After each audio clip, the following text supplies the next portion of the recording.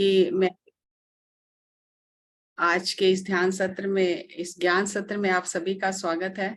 और मैं ही इस टॉपिक को एक बार फिर से रिकैप कर देती हूँ, क्योंकि आज ये टॉपिक हमारा कंप्लीट हो जाएगा। तो एक बार मैं ही रिकैप कर देती हूँ कि हमने पिछली बार जो ध्यान योग के बारे में जाना था कि सांसों के साथ रहना है और मन को शून्य करना है। वो अपने आप ही हो जाएगा सांसों के साथ रहने से, क्योंकि वो तो नियम ही है। और धीरे धीरे नाड़ी मंडल शुद्ध होगा और हमारी अंदर की शक्तियां अपने आप ही जागने लग जाएंगी। कुछ करना नहीं है उसके लिए अलग से। जैसे हम खाना खाते हैं तो खाना पचाने के लिए, या खाना खून बने, हड्डियां बने, मांस बने, मज्जा बने, उसके लिए हम कुछ करते हैं? नहीं करते ना। हमारा काम है खाना खा लेना, बस। वो प्रकृति का काम है पचाना। इसी तरह से हमारा काम है ध्यान करना, बैठना और मन को सांसों के साथ जोड़ना। आगे हमारी बीमारियां दूर होंगी, हमारे अंदर की शक्तियां जागेंगी, हमारा नाड़ी मंडल शुद्ध होगा। क्या होगा? वो प्रकृति का काम है देखना। वो कुदरत देखेगी, उसमें हमारा कोई रोल नहीं है आगे। जैसे लोग कहते हैं ना, मैं क्या करूं आगे और क्या करूं, कैसे जागे सब कुछ अंदर से, वो हमारा कोई रोल नहीं है। जैसे मान लो कि हमने एक बीज डाला धरती में, हमने उसको पानी दिया, खाद दी, वो प्रकृति उसे बड़ा करती है। समय आने पर, वो ऋतु आने पर फल देता है। मैंने आज ही लगाया और मुझे इसी साल या इसी महीने में फूल या फल चाहिए, तो मेरे करने से नहीं होगा। वो प्रकृति देती है। वो कुदरत के नियम है जो अपना काम करते हैं। इसी तरह से ध्यान के जो नियम है वो अपना काम करते हैं। हमें उसमें दखल अंदाजी देने की जरूरत नहीं है। तो हमें सिर्फ सांसों को महसूस करना, बैठना, आंखें बंद करना, हाथों को क्रॉस करना, पैरों को क्रॉस करना, हमारा इतना ही काम है। बाकी सब काम कुदरत करती है।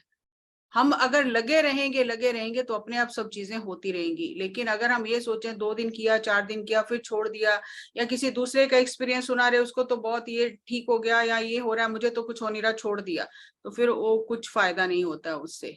फिर हम बार बार उठते गिरते रहते हैं।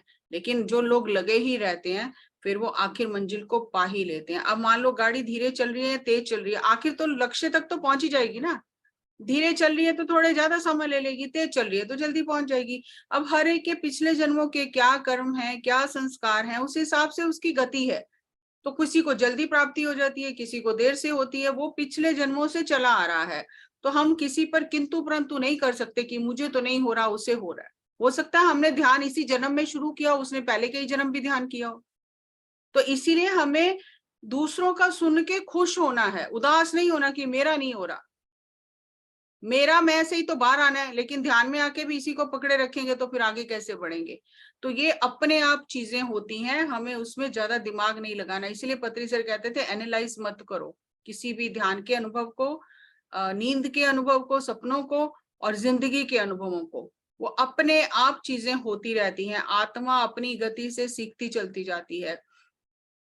तो ध्यान योग में भी 4 स्थितियां आती हैं। श्रवण, अब अभी तक, पिछली बार हमने जाना, अभी तक हम सब कुछ बाहर से सुन रहे थे, प्रवचन सुन रहे थे, कथा सुन रहे थे, भाग रहे थे। वो भी कोर्स है, सिलेबस है वो आत्मा का। भाग भाग के सुना, फिर लगा कि कुछ और है, ध्यान है, तो ध्यान आ गया। अब ध्यान आने के बाद में जैसे जैसे नाड़ी मंडल शुद्ध होगा, अब बाहर से सुनना बंद हो जाएगा। आपका भागने का मन ही नहीं करेगा। आप अंदर से सुनोगे, मेरी इंट्यूशन क्या कह रही है, मास्टर्स मुझे क्या बता रहे हैं, वो आप अंदर से सुनना शुरू करोगे। अब बाहर से अगर सुनोगे भी तो आपको लगेगा कि नहीं, ये अप टू द मार्क नहीं है, इसमें कुछ और होना चाहिए। या आपको, अगर आप सुनते भी हो ना किसी का, तो आपको अंदर से आत्मा आवाज देगी कि ये ऑथेंटिक नहीं है। तो फिर ऑथेंटिक क्या है? जब आप ये प्रश्न करोगे तो आपको अंदर से आत्मा ही जवाब देगी कि ऑथेंटिक क्या है। मेरे साथ ये बहुत होता है। मैं सब सुनती हूँ, ऐसा नहीं कि बिल्कुल सारे चैनल बंद कर देंगे, सुनना बंद कर देंगे, सुनती हूँ, लेकिन अंदर से आवाज आती है कि ये इतना सही, ये यहाँ तक ही है, ऐसा नहीं है, या यही जो कह रहे हैं वो सही, ऐसा नहीं है, इसके आगे भी कुछ है। तो जब उसके पीछे लगती हूँ कि आगे क्या है और गहराई क्या है, तो वो आंसर आ जाते हैं। तो आप बाहर के ज्ञान पे ज्यादा ज्यादा क्या, निर्भर ही नहीं हो बिल्कुल भी। आपको अपने आत्मा से ज्ञान मिलता है, अंदर से सुनते हो, वो श्रवण मनन, फिर आप उस पे विचार करते रहते हो। उसको ही कॉन्टेम्पलेट करते रहते हो और फिर निध्यासन उसको जीवन में उतारते चले जाते हो। अभी तक तो सब थ्योरी थ्योरी चल रहा था, अब ध्यान जब उतर गया अंदर, ध्यान में सेटल हो गए हम, ध्यान में गहरे जाने लग गए, तो अब ये सारा प्रैक्टिकल शुरू हो जाता है अंदर का, और फिर आत्मबोध होने लगता है। आप फिर आत्म स्थिति में जीने लगते हो, फिर मान अपमान दुख सुख जन्म मृत्यु हानि लाभ सबसे ऊपर उठ जाते हो।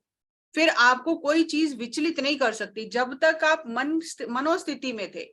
जब थ्योरी पढ़ रहे थे भूल जाते थे, फिर गिर जाते थे, फिर गुस्सा आ गया, फिर ईर्ष्या कर ली, फिर द्वेष कर लिया, फिर याद आया नहीं करना, ये खेल चलता रहता है। लेकिन जब आप गहरे उतर जाते हो, जब आप सही में आत्मबोध की स्थिति को प्राप्त कर लेते हो, तो आपको फिर उस स्थिति में जीना आ जाता है। जैसे संत जीते हैं कि कोई अगर अपमान कर गया तो भी कोई फर्क नहीं पड़ता, किसी ने बुरे शब्द कह दे तो भी फर्क नहीं पड़ता, किसी ने कुछ अच्छा दे दिया तो भी कोई फर्क नहीं पड़ता। मतलब उनको किसी चीज से कोई फर्क नहीं पड़ता, वो अपनी आत्म स्थिति में रहते हैं और बुरे करने वालों की भी वो भलाई करते हैं, बदला नहीं लेते, वो क्षमा करते हैं। और क्षमा संतों का गुण है।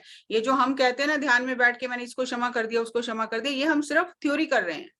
प्रैक्टिकली ये संतों का गुण है कि सब कुछ करने की शक्ति होते हुए भी अगले का जीवन सुधार देना, बदला नहीं लेना, बदले की भाव ही नहीं आता है। तो इस स्थिति में जीवन जीना कैसे है और मरने के बाद क्या होगा सब ज्ञान हो जाता है। ना फिर किसी चीज से डर नहीं लगता, ना मृत्यु से डर लगता है। अभी हमें जरा जरा सी चीज पे हम डर जाते हैं, जरा सा कुछ होता है हम डर जाते हैं कि क्या होगा हमारा, डॉक्टर ने कह दिया पता नहीं आपको तो ये टेस्ट कराने होंगे, तो इतने में ही हमारी जान निकल जाती है कि पता नहीं अब क्या निकलेगा। वो फियर है। तो इस स्थिति में आके कोई फियर नहीं है, क्योंकि आत्मा को तो फियर है ही नहीं, फियर तो मन को है। तो यही स्थितियां हैं। मतलब अगर हम पीछे जाएंगे तो पार्ट 1 में ये स्थितियां हैं, लेकिन वो थ्योरी है, आप मोटा मोटी समझो। पार्ट 2 में ये स्थितियां आपका जीवन जीने की शैली बन जाती हैं। आपको कुछ अलग से प्रैक्टिस नहीं करना पड़ता, वो आपके अंदर वो रम जाती हैं चीजें, आपको वो अवस्था प्राप्त हो जाती है। अब आता है यहाँ आपको, आप तो आ गए उस स्थिति में, आत्म स्थिति में आ गए, आपको अपने अंदर से अनुभव होने शुरू हो गए, आप अपने में स्थित हो गए, इन सब चीजों की समझ आ गई, ऊपर उठ गए आप। तो अब आप अंदर से सुन रहे हो ज्ञान योग में, अब क्योंकि बाहर से ज्ञान नहीं ले रहे, वही चीजें हैं, फिर दोबारा रिपीट है कि अब आप उस आत्म स्थिति में जी रहे हो इस ज्ञान योग पार्ट 2 में, और आप मास्टर से एक्सपीरियंस अंदर से ही सुन रहे हो, जो वो बता रहे हैं आपको उसे प्रैक्टिकल जीवन में उतार रहे हो। यहां से फिर आप एक दूसरा काम करते हो, उसे दूसरों को सिखाना शुरू करते हो कि आपका तो जीवन सुधर गया, लेकिन अब इस ज्ञान का दूसरों को भी लाभ हो। तो आप स्प्रेडिंग करना शुरू करते हो, शेयरिंग करना शुरू करते हो। जैसे थोड़ा ध्यान करते हैं हमें फायदा होता है तो हमें लगता है कि मैं उस फ्रेंड को बताऊं, उस रिश्तेदार को बताऊं, वो तकलीफ में है, वो भी ठीक हो जाए। तो वो आपको कोई सिखाता नहीं है, आपके अंदर से ही वो होता है कि नहीं मुझे बताना है दूसरों को, क्योंकि प्रैक्टिकल चल रहा है ना अब ये। तो आपकी आत्मा ही आपका मार्गदर्शन करती है कि अब ये करना है, अब उसको फोन करना है, उसको बताना है, अब इसको बताना है, अब उसके घर जाके ध्यान सिखा के आती हूँ, वो तकलीफ में है उसको बता के आती हूँ। तो ये पार्ट 2 में ये सारी चीजें आती हैं कि आप ज्ञान योग पार्ट 2 में, आप पहला जो पार्ट था उसमें आप मन और शरीर की स्थिति पर थे, सिर्फ सुनते थे फिर भूल जाते थे, सुनते थे भूल जाते थे। लेकिन यहाँ आत्म स्थिति में रह रहे हो अब यहाँ जो मनन कर रहे हो ज्ञान योग में, जो भी ज्ञान आपको मिल रहा है, आप उससे निर्भय हो रहे हो, निडर हो रहे हो। अब आपके अंदर कोई डर नहीं है कि मैं अगर अपनी बात बताऊंगा या मैं कहूंगा तो लोग क्या कहेंगे, या मेरी बात का मजाक उड़ाएंगे, या मेरे एक्सपीरियंस का मजाक उड़ाएंगे। अब आप निडर होके अपनी बात रखते हो। अब आपको ये नहीं होता कि लोग क्या कहेंगे, आपको अपनी सच्चाई बतानी है, उसमें आपको बिल्कुल भी डर नहीं लगता। जब हम लोगों को कहते हैं एक्सपीरियंस शेयर करो, तो आधे से ज्यादा लोग तो यही सोचते रहते हैं पता नहीं मुझे हो भी रहा है कि नहीं, मेरा एक्सपीरियंस उनके लोगों को कैसा लगेगा, मेरा तो कोई खास एक्सपीरियंस नहीं है, क्योंकि डर है अंदर, खुद पे भरोसा नहीं है, ट्रस्ट नहीं है। अभी थ्योरी में है, प्रैक्टिकल जब होता है तब आप बिल्कुल निडर हो जाते हो, आपको किसी से डर नहीं लगता। मैं अपनी सच्चाई बता रही हूँ बस, किसी को मानना है नहीं मानना है उससे मेरा कोई मतलब नहीं है। जो मुझे अनुभव हुआ है बस मैं अनुभव शेयर कर रही हूँ। तो आपको अनुभव शेयर करने में कोई डर नहीं लगता, प्रचार करने में कोई डर नहीं लगता कि लोग क्या कहेंगे। निध्यासन, आप बार बार उस ज्ञान को जीवन में उतारने की प्रैक्टिस करते हो। अब यहाँ आपकी जो प्रैक्टिकल लाइफ की ट्रेनिंग चल रही है, तो यहाँ अगर आपसे कोई मदद मांगता है तो आप उसे सिर्फ उतनी, आप उसको ये नहीं कि उसकी मदद करने के लिए, जैसे पिछली बार एक बार मैंने बताई थी कहानी कि वो उसकी मश्क भरी उसने, और वो फिर वो आगे गया और लोगों ने पानी मांगा तो पानी पिला के आ गया, फिर आगे गया पानी पिला के आ गया, फिर अपनी बार में पानी खत्म हो गया। तो यहाँ ये समझ आ जाती है कि मुझे लोगों को रास्ता दिखाना है, उन्हें अपने पीछे नहीं लगाना कि वो बार बार मेरे से आके पूछें। तो जीसस के उसमें आती है एक स्टोरी कि एक मछुआरा मछलियां पकड़ रहा था, तो उन्होंने कहा कि मैं तुझे मन को पकड़ना सिखाऊं। ये मछलियां पकड़ के क्या करेगा, मैं तुझे को मन को पकड़ना सिखाता हूँ, मन को पकड़ लिया तो सब कुछ हो ही जाएगा। इसीलिए पत्री सर ने हीलिंग और ये सब काउंसलिंग PSSM में रखी ही नहीं है। आप उन्हें ध्यान सिखाओ, बस आपका इतना ही काम है। और विटनेस कॉन्शियसनेस में रहो, ब्रह्म ज्ञान की अवस्था है। एक नाटक की भांति देखो सब कुछ की जो हो रहा है, एक नाटक चल रहा है और मैं इस नाटक में अपना भूमिका निभा रहा हूँ। तो जो हम इमोशनली अटैच हो जाते हैं ना, दूसरे की उसमें बह जाते हैं और उससे जुड़ जाते हैं, यहाँ पे वो चीज खत्म हो जाती है, क्योंकि आपको ज्ञान हो गया कि उसके जीवन के अपने अनुभव हैं, वो अपने अनुभव ले रहा है, मैं अपने अनुभव ले रहा हूँ, तो मैं उसके होमवर्क में इंटरफेयर करूं क्यों। वो सीखेगा अपने आप, गिरेगा 2 बार गिरेगा 3 बार गिरेगा, सीखेगा, क्योंकि मैंने ध्यान तो सिखाई दिया ना, मेरा काम खत्म। मेरा उसकी चौकीदारी करना मेरा काम नहीं है, उसको स्पून फीडिंग करना मेरा काम नहीं है। अरे तो वो जो बात है, वो यहाँ पर उसे सोचना नहीं पड़ता कुछ भी करने के लिए। वो उस स्थिति में, वो जो ज्ञान मिल रहा है अंदर से, वो उस स्थिति में जीता है, एक नाटक की तरह जीवन को समझता है, जिसकी मदद करनी है, कितनी करनी है, निडर होके करना है, आत्मस्थिति में रहना, ये सब उसका एक लाइफ का स्टाइल बन जाता है। पहली अवस्था में हम प्रैक्टिस कर रहे थे, अब वो धीरे धीरे प्रैक्टिस करते करते वो लाइफ स्टाइल बन गया हमारा। अब हमें कुछ करना नहीं पड़ता। अब कर्म योग पार्ट 1 में, अब ये हो गया हमारा ज्ञान योग। अब कर्म योग पार्ट 1 में हम क्या कर रहे थे, शाकाहारी बन रहे थे, दूसरों की मदद कर रहे थे, पेड़ पौधे लगा रहे थे, अकर्ता भाव में रहना है, फल की इच्छा नहीं करनी, ये सब प्रैक्टिस कर रहे थे। कर्म योग 2 में क्या होता है, अब ये सब चीजें एक दूसरे से जुड़ी हुई हैं, कंफ्यूज नहीं होना है उसमें, अब बहुत आसानी से समझ में आएंगी। ये सब प्रैक्टिकल चल रहा है। आप ये समझो कि पहला पार्ट जितने थे, कर्मयोग पार्ट 1 और ज्ञान योग पार्ट 1, वो थ्योरी थी। अब कर्म योग पार्ट 2, ज्ञान योग पार्ट 2, ये प्रैक्टिकल है।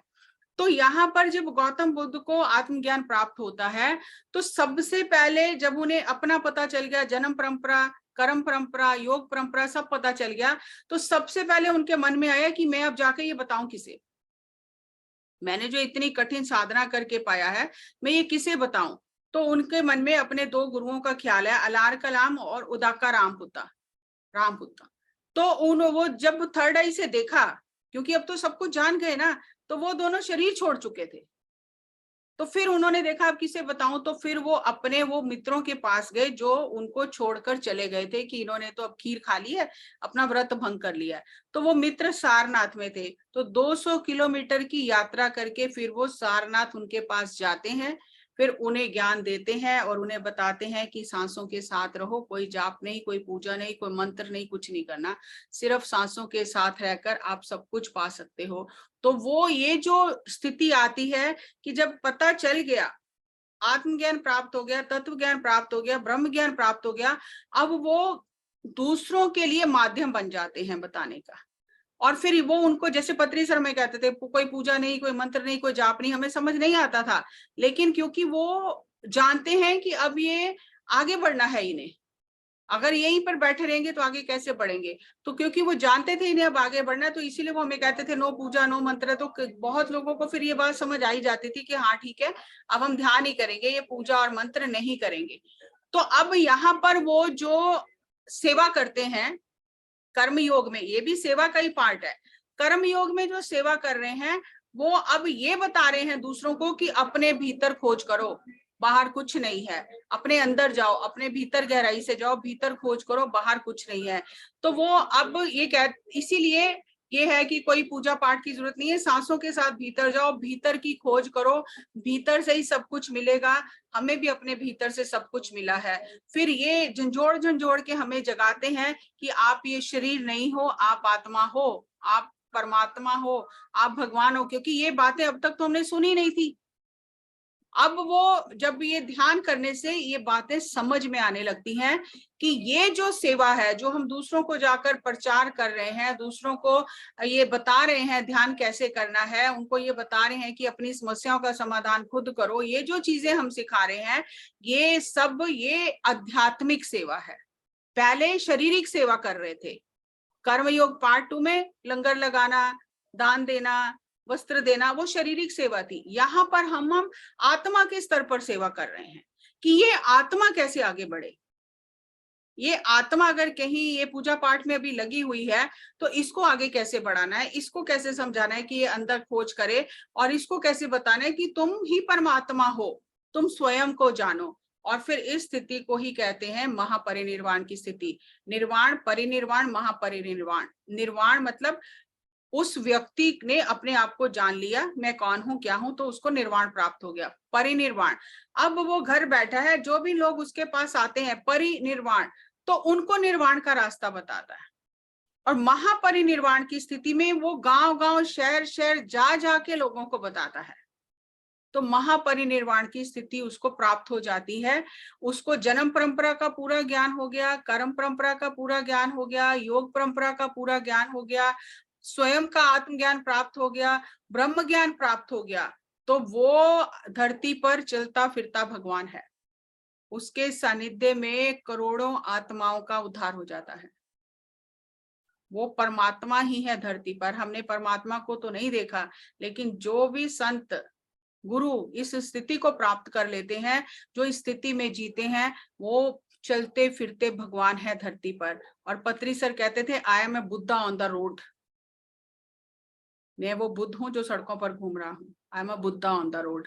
तो फिर उनका अपना कुछ नहीं है। मेरा घर, मेरा परिवार, मेरा ये, इनमें मेरा खत्म हो गया। अब सब कुछ उनका ही है। वो ब्रह्म ज्ञान की स्थिति में जीते हैं। उन्हें कुछ करना नहीं पड़ता उसके लिए, अलग से याद नहीं करना पड़ता, अरे ये बंदा मेरे सामने है, इसका मैं क्या परोपकार करूं, क्या भला करूं, इसका भला नहीं, होता ही जाता है, उनसे होता ही जाता है। वो स्थिति में जीते हैं। अगर इसकी मैं एक आपको एग्जाम्पल दूं, तो एक संत थे, उन्होंने बहुत तपस्या की, बहुत तपस्या की। तो देवता परमात्मा खुश हो गया, और परमात्मा ने देवताओं को भेजा कि जाओ उसको वरदान देकर आओ।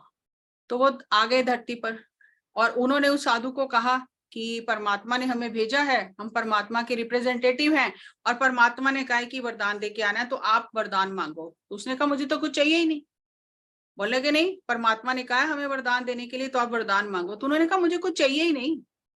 तो वो कहे वरदान मांगो, और ये साधु कह रहे मुझे चाहिए ही नहीं कुछ भी। तो वो कहने लगे कि हम दिए बिना जाएंगे नहीं। ये साधु कह रहे जब मुझे चाहिए नहीं तो मैं मांगू क्यों। तो जब बहुत देर इसी तरह बीत गई, बहस चलती रही, तो उन्होंने कहा भाई देखो जो भी है, हम तो दिए बिना जाएंगे नहीं। तो साधु ने कहा मुझे कुछ चाहिए नहीं, मुझे कुछ लेना ही नहीं है।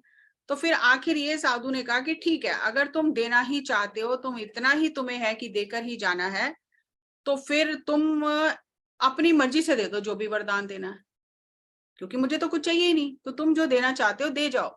तो उन्होंने कहा कि जहां से आप गुजरोगे वहां से लोग ठीक हो जाएंगे। जिस रास्ते से आप गुजरोगे वहां के लोग जो हैं उनकी बीमारियां दूर हो जाएंगी, वो ठीक हो जाएंगे, जो भी समस्या होगी उसका समाधान मिल जाएगा। तो साधु ने कहा ये तो मुझे बिल्कुल नहीं चाहिए आशीर्वाद आपका, ये तो आप मुझे मुसीबत में डाल के जा रहे हो। मैं जिस रास्ते से चलूंगा लोग ठीक हो जाएंगे, वो तो मुझे पकड़ लेंगे, मेरा पीछे ही नहीं छोड़ेंगे, तो मेरे पीछे तो भीड़ लग जाएगी, तो मुझे ये वरदान नहीं चाहिए।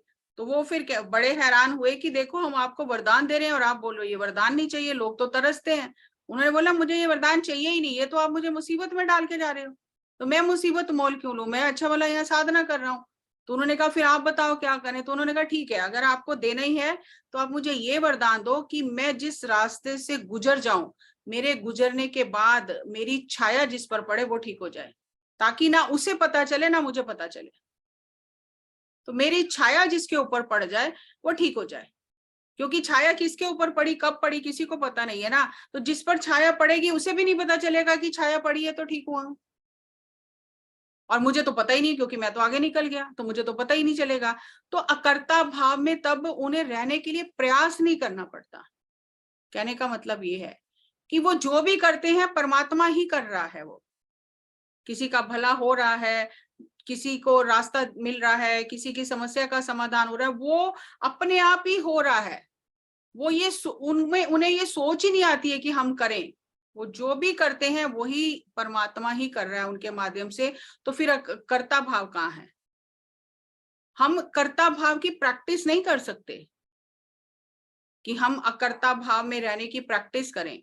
हाँ, हम अपने मन को समझा सकते हैं कि करने वाला मैं नहीं हूं, करने वाला तू नहीं है, परमात्मा करने वाला, ये हम सब कहते हैं, वो ठीक है। लेकिन जब वो आत्म स्थिति में आ जाते हैं, अपने आप अकर्ता भाव आ जाता है, उसके लिए कुछ करना नहीं पड़ता है। तो ये जो था ध्यान योग पार्ट 2, जिसमें हम सब कुछ इनर गाइडेंस से चलते हैं, बाहर से कुछ भी नहीं, सब कुछ इनर गाइडेंस से चलते हैं। ज्ञान खंड, ज्ञान योग 2 पार्ट में सारा ज्ञान भीतर से आता है, उसी को हम चिंतन करते हैं, उसी को जीवन में उतारते हैं और दूसरों को कैसे जीवन जीना है उसकी प्रेरणा देते हैं। और कर्म योग खंड 2 में यहाँ हम लंगर नहीं लगाते भूखे को खाना खिलाने के लिए, यहाँ हम वस्त्र दान नहीं करते, शिविर नहीं लगाते। यहाँ जो हम सेवा करते हैं ये कर्म योग 2 सेवा का ही है, पहला भी सेवा का था, ये भी सेवा का है। यहाँ आत्म स्थिति की सेवा करते हैं, आत्मा की सेवा करते हैं।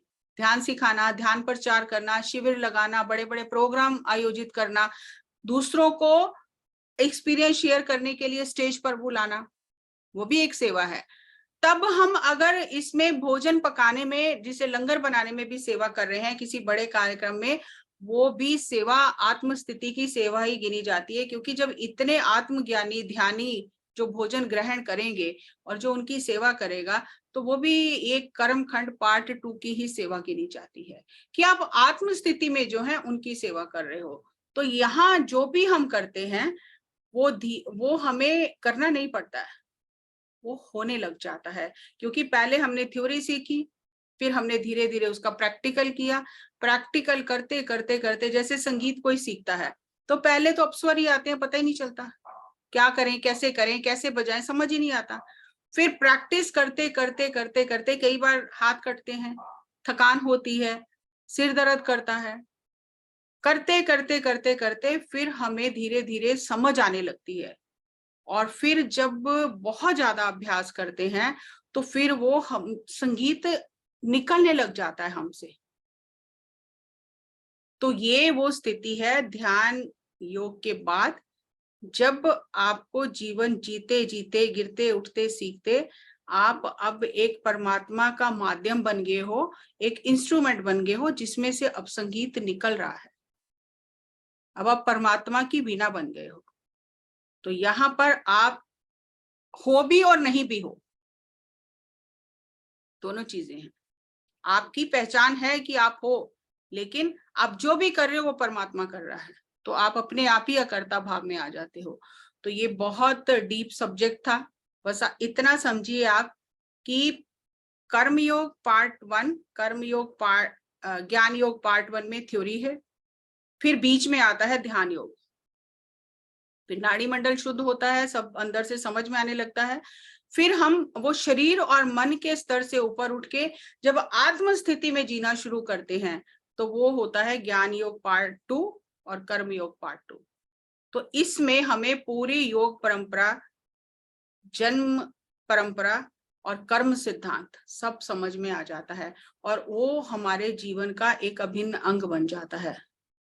तो ये था योग परंपरा, जिसमें आत्मा को कई जन्म लग जाते हैं। आप ये मत सोचो कि ध्यान योग में ध्यान आ गया तो एक ही जन्म में सब हो जाएगा। ध्यान में भी कई जन्म रहते हैं। अगर आप पत्री सर का लाइफ सुनोगे तो उसमें वो एक जन्म में 200 साल ध्यान में ही रहे, एक जन्म पूरा 200 साल ध्यान में ही रहे। तो ध्यान में भी एक जन्म नहीं होता, ध्यान में भी कई जन्म ध्यान ही करती रहती है आत्मा। कर्म योग में भी कई जन्म लगाती है, ज्ञान योग में भी कई जन्म लगाती है। तो ये जन्म परंपरा, कर्म परंपरा और ये योग परंपरा, ये हम जो समझ रहे हैं, तो इससे हमें खुद को जानने में मदद मिलेगी। और पत्री सर ये कहते हैं कि जब तक लोग आपको मूर्ख ना समझने लग जाएं, तो समझना कि आप अभी सही रास्ते पे नहीं आए हो। जब तक लोग आपको ज्ञानी समझ रहे हैं ना, तो समझना कुछ है गड़बड़। जब लोग आपको मूर्ख समझने लग जाए ना, तो समझना कि अब मैं सही रास्ते पे चल रहा हूँ।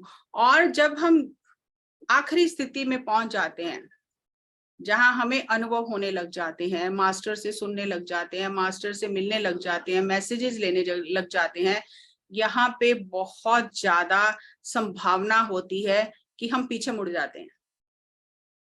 आगे बढ़ने की बजाय बैक गियर डाल देते हैं। बैक गियर क्यों? आगे तो पूरा आत्मस्थिति में जीना है, तो आत्मस्थिति में जीने के लिए ये सब चीजें छूटेंगी मन की, तो फिर यहाँ पे फिर हम पीछे मुड़ जाते हैं कई बार, फिर जिसे कहा जाता है योग भ्रष्ट। फिर आ गया धन का लालच, आ गया प्रतिष्ठा का लालच, आ गया ज्ञान का अहंकार आ गया, तो पीछे मुड़ जाती है आत्मा। जबकि आगे जाना था, उसको जीवन में आत्मसात करना था। अब यहाँ आत्मसात करने में तो बहुत टाइम लगेगा, जन्म लगेंगे, तो ज्ञान तो अब मिल ही गया, मास्टर्स भी बता रहे हैं, तो पीछे मुड़ जाते हैं कि अब दूसरों को बताने चल पड़े, तो फिर दूसरों का होमवर्क करने लग जाते हैं, तो वहां से गड़बड़ हो जाती है, तो फिर योग भ्रष्ट की श्रेणी में आ जाते हैं, फिर कई जन्म लगते हैं आगे जाने में। तो इसीलिए पीछे नहीं मुड़ना है। इसीलिए सर ने हीलिंग को और दूसरों का होमवर्क करने को, काउंसलिंग को PSSM में रखा ही नहीं है, क्योंकि वो एक ऐसा मोड़ है जहां से पीछे मुड़ जाते हैं। वो रस्सा आ जाता है उसका कि देखो मैं कर रही हूँ, इसकी समस्या का समाधान मैंने कर दिया, इसको मैंने ये बता दिया तो ये ठीक हो गया, इसकी मैंने बीमारी ठीक कर दी, तो बहुत रस आ जाता है उन चीजों में, तो बहुत खतरा है वहां पर। इसीलिए सर ने सीधी सड़क बना दी है, उस पर चलते रहें कि अपना जीवन सुधारें। अपने ऊपर अगर उपकार कर लिया ना, अपना जीवन सुधार लिया, तो समझो अपने अब जो पास आसपास से गुजर भी जाएंगे ना, उनको भी कुछ ना कुछ साधना का पता चल जाएगा। आपकी साधना बोलेगी, तब आपको बोलने की जरूरत नहीं है, आपकी साधना बोलेगी, आपका ऑरा बोलेगा। इसीलिए संतों के ऑरा में जाकर, चाहे वो बात ना भी करें, उनके ऑरा में जाके ही सब कुछ होने लग जाता है। रमन महर्षि थे, वो सारा जीवन मौन रहे, लेकिन जो भी उनके पास प्रश्न लेके जाता था, उनके प्रश्नों के उत्तर उस मौन में ही उन्हें अंदर से मिल जाते थे। वो फिर आपका ऑरा बोलता है, आपके ऑरा में जो आ जाता है उसे भी ज्ञान प्राप्त हो जाता है। तो ये सर का जो सब्जेक्ट था बहुत डीप था।